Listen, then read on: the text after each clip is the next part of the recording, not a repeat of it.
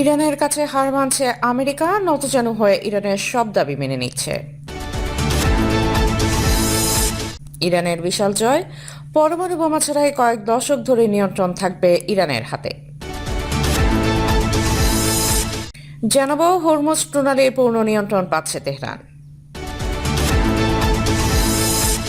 এবং সর্বশেষ জানাবো ইরানের জয় মধ্যপ্রাচ্যের নতুন মেরুকরণ দেখছে হিজবুল্লাহ প্রধান। দর্শক শুনছিলেন সংবাদ শিরোনাম, এখন জানিয়ে দেব বিস্তারিত সংবাদ। তবে তার আগে অনুরোধ থাকবে এই ভিডিওটিতে একটি লাইক দিন এবং কমেন্ট করে জানিয়ে দিন আপনি কোথা থেকে বা কোন জেলা থেকে আমাদের সংবাদ শুনছেন এবং দেখছেন। ইরানের কাছে হার মানছে আমেরিকা, নতজানু হয়ে ইরানের সব দাবি মেনে নিচ্ছে। চলমান সংঘাতপূর্ণ পরিস্থিতির মধ্যে ইরানি সামরিক বাহিনীর সঙ্গে সম্পর্কিত দুটি বিমান ও তিনটি এয়ারলাইন্সের উপর থেকে সন্ত্রাসবাদ সংক্রান্ত নিষেধাজ্ঞা প্রত্যাহার করেছে যুক্তরাষ্ট্র। বুধবার প্রকাশিত এক হালনাগাদ তথ্যে এই তথ্য জানানো হয় যুক্তরাষ্ট্রের অর্থ মন্ত্রণালয় থেকে। বিষয়টি ইরানের সাথে যুক্তরাষ্ট্রের সম্পর্কে বরফ গলার ইঙ্গিত দিচ্ছে কিনা তা নিয়ে আলোচনা শুরু হয়েছে। এদিকে ইরাক ভিত্তিক ফ্লাই বাগদাদ এয়ারলাইন্সের উপর থেকেও নিষেধাজ্ঞা তুলে নিয়েছে যুক্তরাষ্ট্র। তবে প্রতিষ্ঠানটির মালিক হিসেবে চিহ্নিত বশির আব্দুল কাদিম আল-ওয়ান আল-শাব্বানির বিরুদ্ধে নিষেধাজ্ঞা বহাল রেখেছে ওয়াশিংটন। 2024 সালের জানুয়ারিতে ফ্লাই বাগদাদের দুটি বিমান এবং মালিকের বিরুদ্ধে নিষেধাজ্ঞা আরোপ করেছিল যুক্তরাষ্ট্র। এয়ারলাইন্সটির ইরানি বাহিনীর কোস্টপস এবং ইরাক, সিরিয়া ও লেবাননের সক্রিয় তাদের মিত্র গোষ্ঠীগুলোকে সহায়তা করেছে বলে অভিযোগ করেছিল ওয়াশিংটন। তবে নতুন সিদ্ধান্তের পর যুক্তরাষ্ট্রের অর্থ মন্ত্রণালয়ের এক কর্মকর্তা জানান, ফ্লাই বাগদাদ তাদের কার্যক্রমে উল্লেখযোগ্য পরিবর্তন এনেছে। তাই প্রতিষ্ঠানটির উপর নিষেধাজ্ঞা বহাল রাখার আর প্রয়োজন নেই। তবে এই সিদ্ধান্তকে ইরান, আইআরজিসি, কোড স্পোর্টস এবং তাদের সমর্থকদের প্রতি যুক্তরাষ্ট্রের নীতিতে পরিবর্তনের ইঙ্গিত হিসেবে দেখার সুযোগ নেই বলেও স্পষ্ট করেন তিনি। সম্প্রতি ইরানের উপর পরিকল্পিত সামরিক হামলা স্থগিত করা হয়েছে বলে ঘোষণা দেন আগে মার্কিন প্রেসিডেন্ট ডোনাল্ড ট্রাম্প। তার বক্তব্য অনুযায়ী সৌদি আরব, কাতার ও সংযুক্ত আরব আমিরাতের অনুরোধ এবং ওমানের মধ্যস্থতায় চলা কূটনৈতিক উদ্যোগের পরিপ্রেক্ষিতে এই সিদ্ধান্ত নেওয়া হয়েছে। আলোচনায় হরমুজ প্রণালী পুরোপুরি খুলে দেয় এবং ইরানের পারমাণবিক কর্মসূচি নিয়ে উদ্বেগ নিরসনের বিষয়টিও গুরুত্ব পেয়েছে বলেও জানান ট্রাম্প। এদিকে যুক্তরাষ্ট্রের সঙ্গে উত্তেজনা কমাতে পাকিস্তান ও কাতারের সঙ্গে বিভিন্ন বিষয়ে আলোচনা মতবিনিময় অব্যাহত রয়েছে বলে জানিয়েছেন ইরানের পররাষ্ট্র মন্ত্রণালয়ের মুখপাত্র ইসমাইল বাঘাই। তবে আপাতত দেশ দুটিতে ইরানের পররাষ্ট্রমন্ত্রী ও পার্লামেন্টের স্পিকারের কোনো সফর নির্ধারিত হয়নি। গত ফেব্রুয়ারির শেষ ভাগে ট্রাম্পের নির্দেশে ইরানের বিরুদ্ধে সরাসরি সামরিক অভিযান শুরু হওয়ার পর থেকে মধ্যপ্রাচ্যে অস্থিরতা চরম আকার ধারণ করে। পাল্টা পদক্ষেপ হিসেবে বিশ্বের অন্যতম প্রধান জ্বালানি রুট হরমুজ প্রণালী কার্যত অবরুদ্ধ করে ফেলে তেহরান। বর্তমানে তেহরান, পাকিস্তান ও কাতারের সাথে পরোক্ষ আলোচনা অব্যাহত রয়েছে।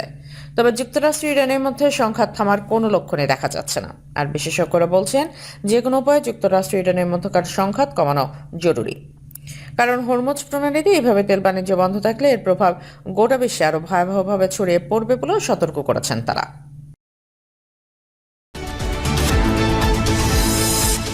ইরানের বিশাল জয়, পরমাণু বোমা ছাড়াই কয়েক দশক ধরে নিয়ন্ত্রণ থাকবে ইরানের হাতে।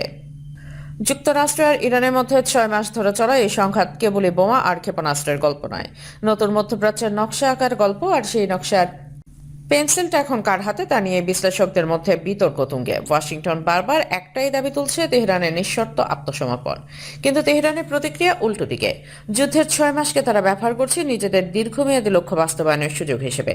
তেহরান ভিত্তিক পারস্য উপসাগর গবেষণা কেন্দ্রের পরিচালক জাভাদ হিরানিয়ার মতে, ইরানের মূল লক্ষ্য আসলে পারমাণবিক অস্ত্র নয়, বরং হরমুজ প্রণালীর উপর কার্যকর কৌশলগত নিয়ন্ত্রণ প্রতিষ্ঠা, এমন এক নিয়ন্ত্রণ যা যুক্তরাষ্ট্র সহ পুরো বিশ্বকে মেনে নিতে বাধ্য করবে। এই লক্ষ্য শীঘ্রই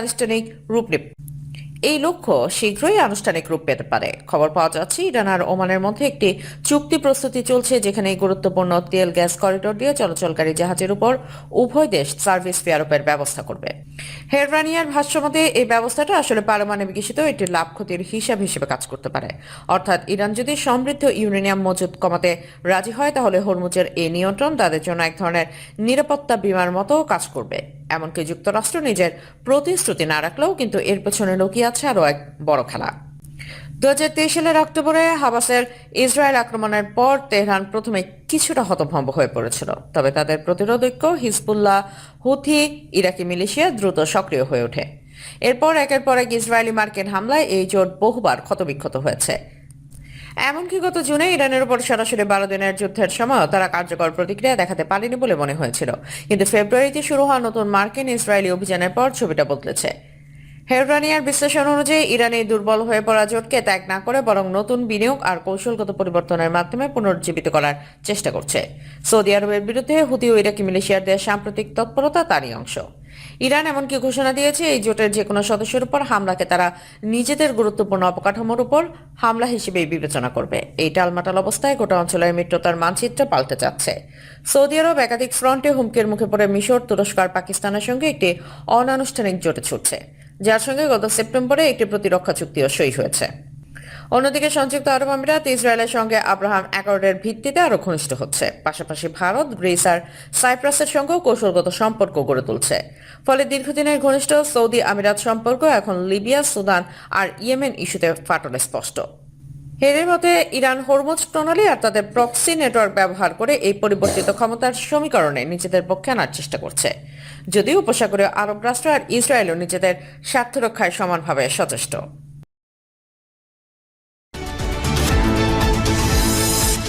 হরমুজ প্রণালীর পূর্ণ নিয়ন্ত্রণ পাচ্ছে তেহরান। বিশ্ব অর্থনীতির সবচেয়ে সংবেদনশীল ধমনী হরমুজ প্রণালী যা এতদিন ধরে নিয়ন্ত্রণ নিয়ে যুক্তরাষ্ট্র ইরানের মধ্যে চলছিল স্নায়ুযুদ্ধ, সেই প্রণালীটির চালকের আসনে বসতে যাচ্ছে তেহরান। আন্তর্জাতিক বার্তা সংস্থা রয়টার্স জানিয়েছে, ওমানের মধ্যস্থতায় হতে যাওয়া প্রস্তাবিত চুক্তিতে হরমুজ নিয়ে চলাচলকারী জাহাজের উপর মূল নিয়ন্ত্রণ পাচ্ছে ইরান। বিশ্বজুড়ে আলোচনার কেন্দ্রবিন্দু এখন ইরান ও ওমানের এই গোপন ও সমঝোতা প্রস্তাব। রয়টার্সের প্রতিবেদনে একজন ঊর্ধ্বতন ইরানি আঞ্চলিক কূটনৈতিক কর্মকর্তার বরাতে স্পষ্ট করা হয়েছে, উপসাগরে প্রবেশ করা বাণিজ্যিক ও তেলের জাহাজগুলো তল্লাশি এবং তদারকির ক্ষমতা কার্যত ইরানের হাতে তুলে দেওয়ার বিষয়ে এক প্রকার সম্মতি মিলেছে। হরমুজ প্রণালী দিয়ে বিশ্ববাজারের প্রায় 1/5 জ্বালানি সরবরাহ হয়, আর এই গুরুত্বপূর্ণ জলপথের পূর্ণ কর্তৃত্ব তেহরানের কাছে যাওয়া মানে পুরো অঞ্চলের ভূরাজনীতিতে যুক্তরাষ্ট্রের একক আধিপত্যের বড় ধরনের পতন। অন্যদিকে ওয়াশিংটনের সুর এখন সম্পূর্ণ ব্যাকফুটে।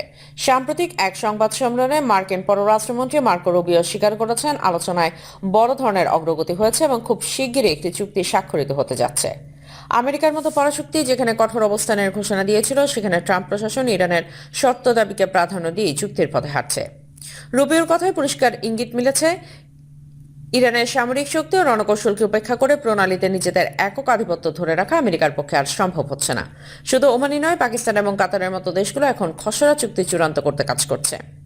মার্কিন অর্থমন্ত্রী স্কট বেসেন্ট স্বীকার করেছেন, ইরানের সাথে আলোচনাতেই সমাধান খোঁজা ছাড়া তাদের সামনে অন্য কোনো বিকল্প পথ ছিল না।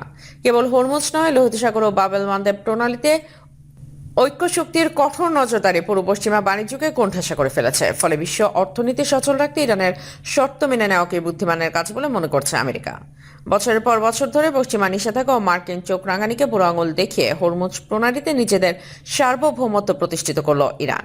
এই চুক্তি চূড়ান্ত হলে তা কেবল একটি ভৌগোলিক বিজয় হিসেবে গণ্য হবে না, বরং ওয়াশিংটনের উপর তেহরানের এক ঐতিহাসিক কূটনৈতিক জয় হিসেবে বিশ্ব ইতিহাসে লেখা থাকবে।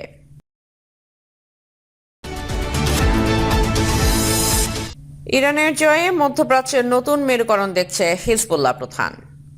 আমেরিকা ও ইসরায়েলের সব ষড়যন্ত্র রুখে দিয়ে ইরান চূড়ান্তভাবে বিজয়ী হয়েছে বলে দাবি করেছেন হিজবুল্লাহ প্রধান শেখ নায়েম কাসেম।